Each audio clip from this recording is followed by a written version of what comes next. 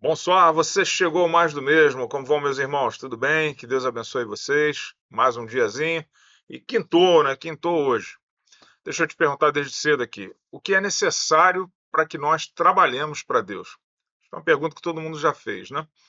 Então eu queria começar, antes disso, começar lembrando que o Mais do Mesmo programa produzido pela nossa igreja, a ILPN, feito prioritariamente para os nossos membros, mas você que chegou aqui também é muito bem-vindo sempre, você é nosso convidado especial, digamos assim.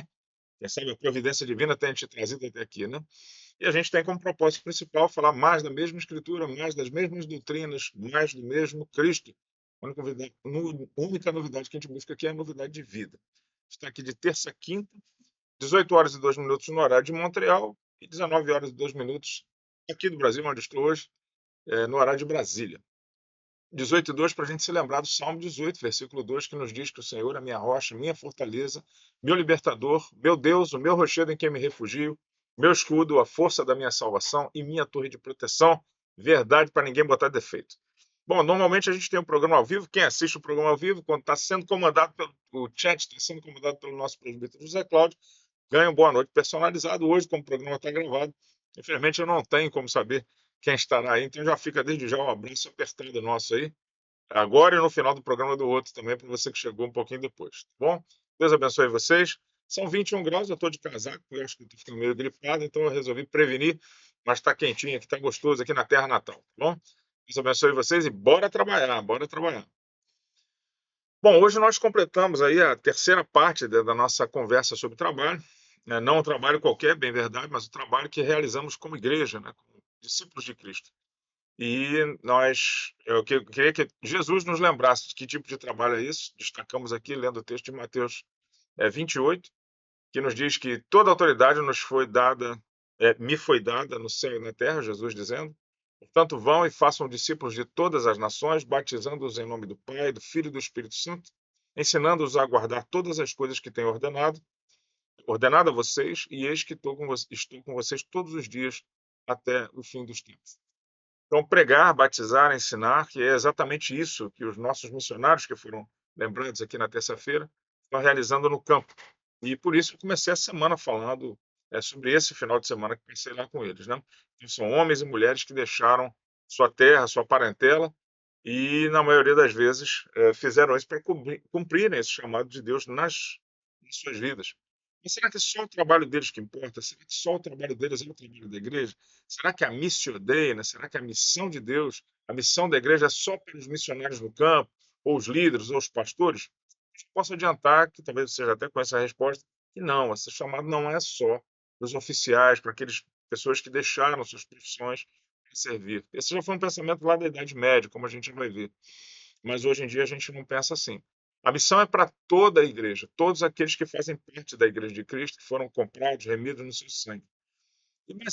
Aí continua a pergunta, mas sendo assim, como é que cada um de nós, como eu sou pastor, eu vou dizer, como é que cada um de vocês, que não trabalham no ministério diretamente, como eu trabalho, por exemplo, como os missionários, o que a gente faz para trabalhar para o reino de Deus?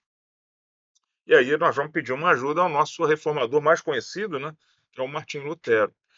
Lutero teve uma preocupação de traduzir a palavra vocatio do latim para a palavra em alemão chamada Beruf, que eu não sei como pronuncia, deveria ter pesquisado, né? Mas eu acabei papando mosca aqui, fiquei só na linguagem escrita. Beruf, não sei como é que chama. E no sentido empregado por ele, vocação é o chamado divino para o reino.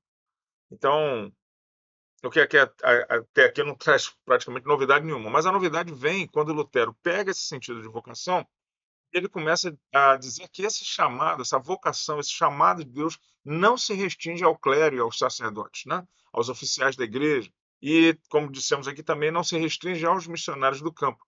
Mas é mais que isso, porque Deus chama todos os cristãos para viverem de maneira fiel em três esferas da vida humana, que seria o lar, a igreja e também em relação ao Estado, né? A pátria, como você quer chamar. Detalhando um pouco mais, na teologia proposta por Martim Lutero, essa teologia nos ensina que a vocação, esse chamado de Deus, é a maneira pela qual o próprio Deus governa e sustenta a criação através dos seres humanos. Então, pense assim comigo. Ele concede o pão o nosso pão diário não cai maná do céu. Mesmo o maná tinha que ser processado ali, né? Mas ele concede o nosso pão diário através dos agricultores. E, claro, através dos padeiros também, né? Já que vivemos na cidade aqui. É, ele, é, ele cria e cuida de novas vidas por meio de pais e mães. Ele protege através de autoridades civis. Ele prega o evangelho, Deus prega o evangelho, administra a ceia, o batismo e o ensino através da igreja, que é o assunto que nós temos aqui, comentado aqui durante essa semana, melhor dizendo. É nesse sentido que Lutero chama a vocação de máscara de Deus, porque a gente vê as pessoas trabalhando, e às vezes sem se dar conta de que é Deus utilizando a vocação e o dom de cada pessoa para fazer aquilo que seria o nosso cotidiano, né?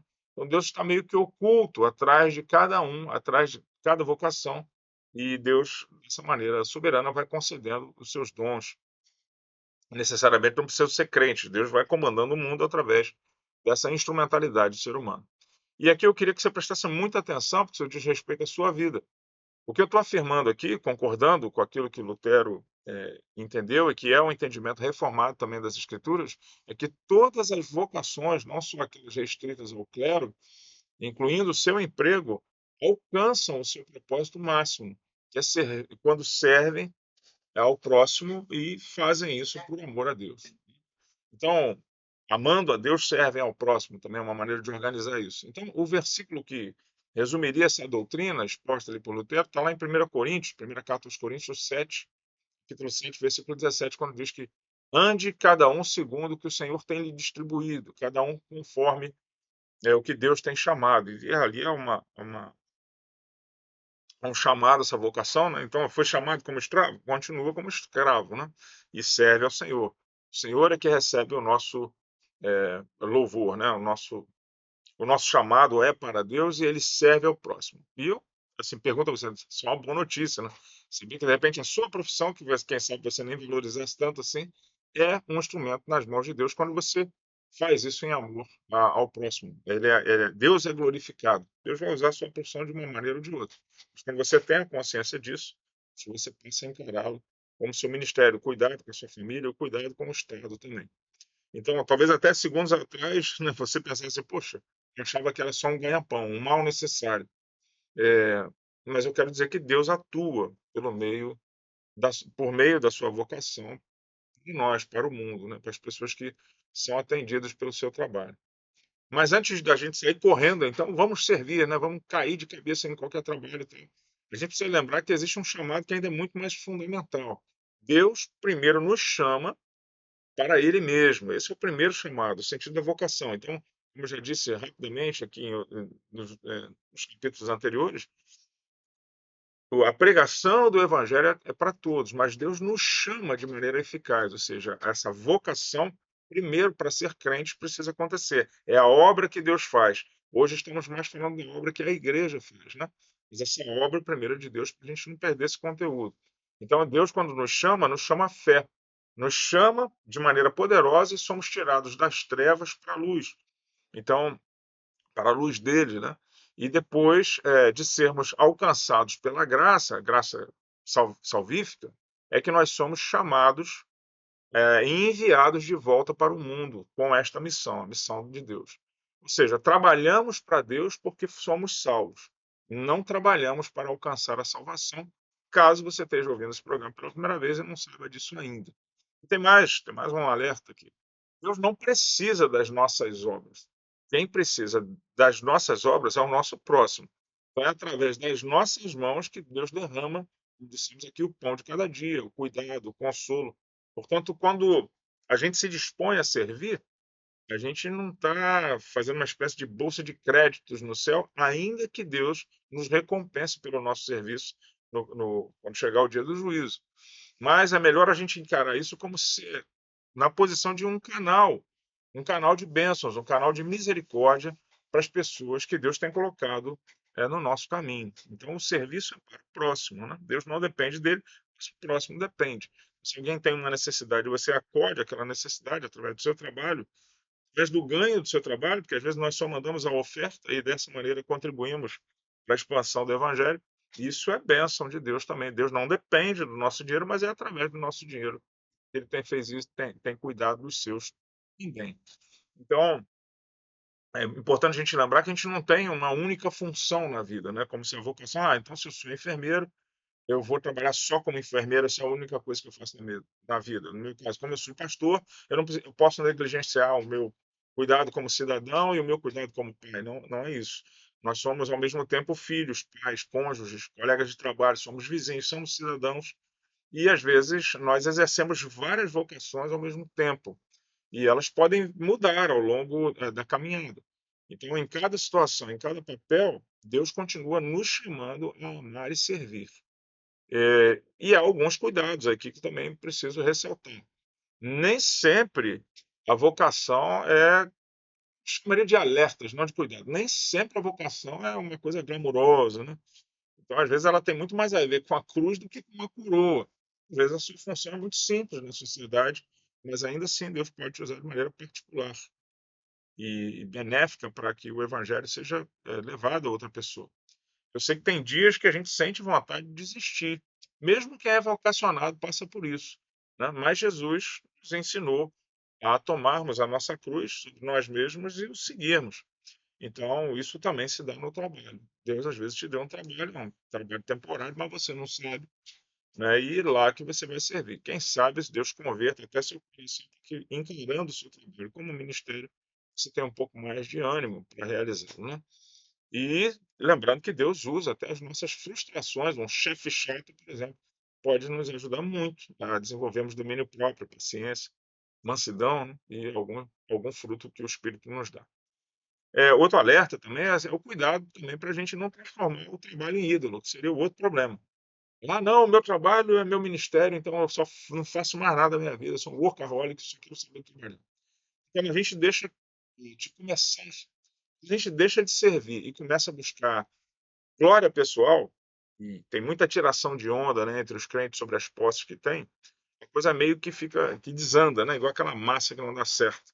Então, é importante a gente lembrar que o que deve nortear o nosso chamado deve ser, o mesmo princípio: amar a Deus acima de todas as coisas e o próximo como a nós mesmos. Isso não pode sair da nossa cabeça o tempo todo, senão a gente desvirtua.